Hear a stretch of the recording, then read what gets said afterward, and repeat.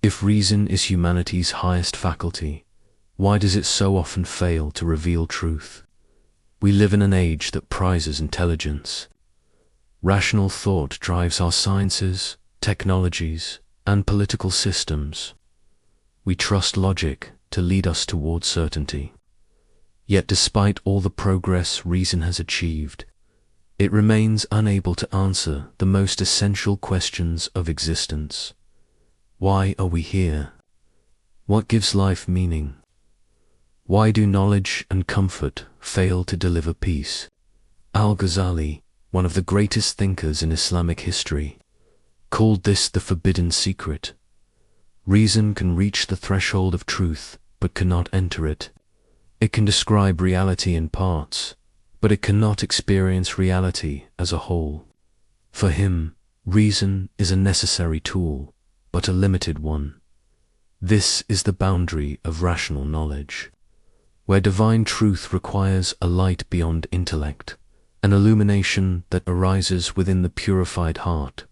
Modern culture is built upon faith in reason. We equate logic with truth, data with reality, and evidence with meaning. Everything that cannot be measured or modeled is dismissed as subjective or irrational. Yet psychology and neuroscience increasingly show that this confidence in reason alone creates imbalance. Human cognition is not a purely logical mechanism. It's an integration of intellect, emotion, intuition, and moral awareness. When one dominates, the system becomes distorted. Consider the growing meaning crisis in modern societies. Despite unprecedented access to information, anxiety, depression, and existential disconnection are widespread.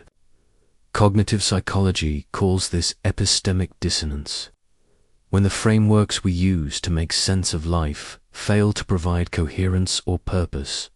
From a neuroscientific perspective, rational reasoning is primarily associated with prefrontal cortex activity, the region responsible for planning and analysis. But deeper moral insight, empathy, and intuition depend on the limbic and insular regions, which process emotion and bodily awareness. When thought is cut off from these systems, understanding becomes abstract, cold, and disconnected from lived experience. This is precisely the imbalance Al-Ghazali diagnosed nearly 1,000 years ago. He saw that when intellect tries to comprehend transcendence, that which lies beyond measurement, it collapses under its own weight. To understand Al-Ghazali's insight, we must first understand his life.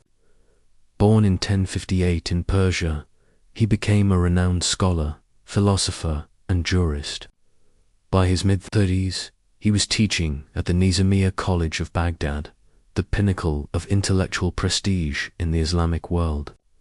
He mastered logic, metaphysics, and theology, and yet, despite his intellectual success, he found himself paralyzed by inner doubt.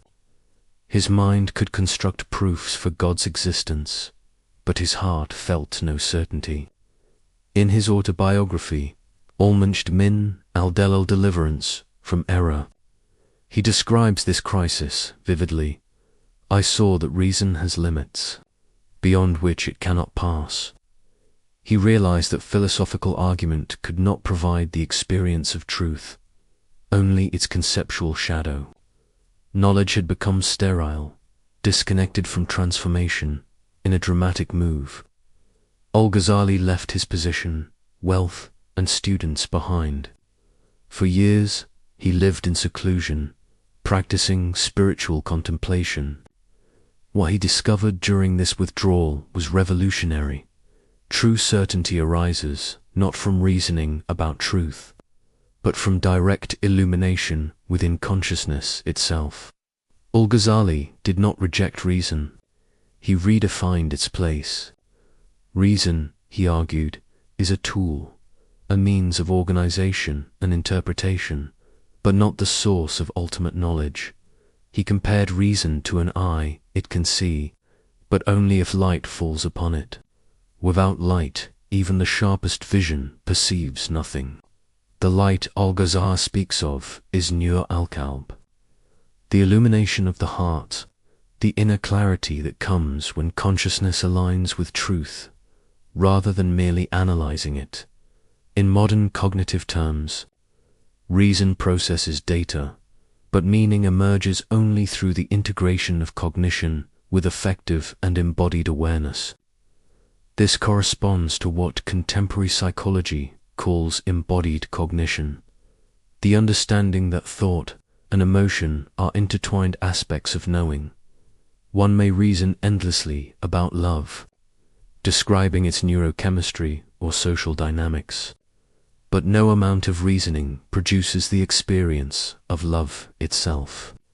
Experience transcends conceptualization. For Al-Ghazali, this distinction is crucial.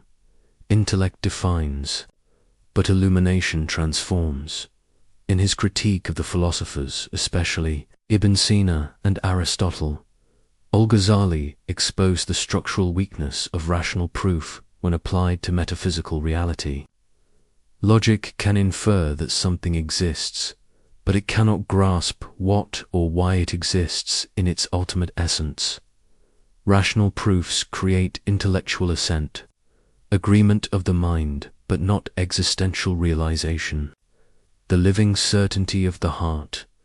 This distinction parallels the gap between belief comprehension and belief embodiment.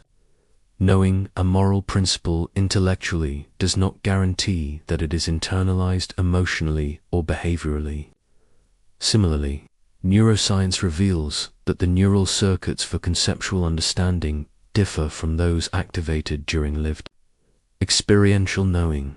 Al-Ghazali distinguished between two forms of certainty: ilm al-yaqin, knowledge of certainty, derived through reasoning; ayn al-yaqin, the eye of certainty, achieved through direct perception.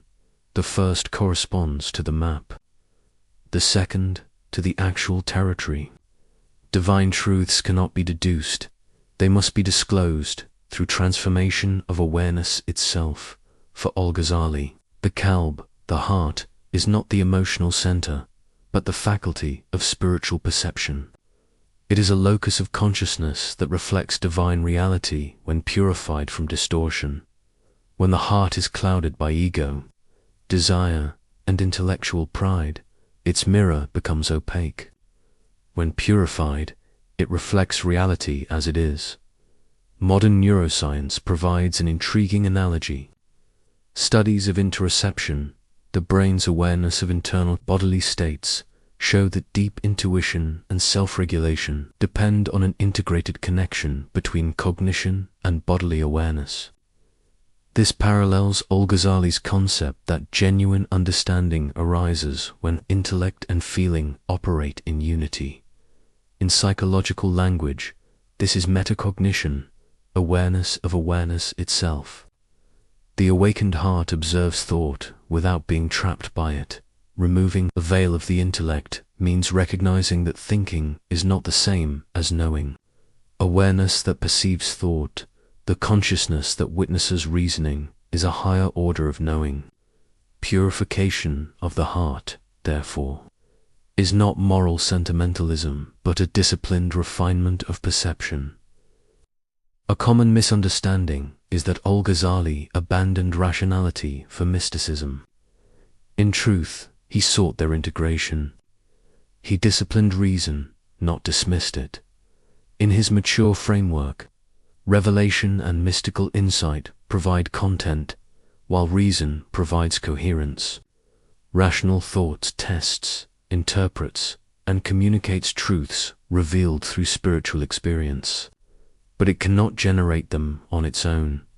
This aligns with what modern psychology calls dual process theory, the cooperation between two cognitive systems: System 1, intuitive, holistic, and fast; System 2, analytical, deliberate, and slow. Optimal judgment arises when these systems harmonize. If the analytical mind dominates, intuition withers, producing alienation and emptiness. If intuition rules unchecked, reason loses grounding and falls into superstition. Al-Ghazali's model is one of balance. Intellect organizes what illumination reveals. His synthesis anticipated modern integrative cognition, the unity of rational clarity with intuitive depth. In this harmony lies wisdom, yet even this harmony can be lost when intellect begins to worship itself. Once the mind grasps ideas about truth, it tends to identify with them, creating what Al-Ghazali calls the illusion of the knower. This is the subtlest form of ego, cognitive pride. The scholar or thinker begins to mistake conceptual mastery for transformation.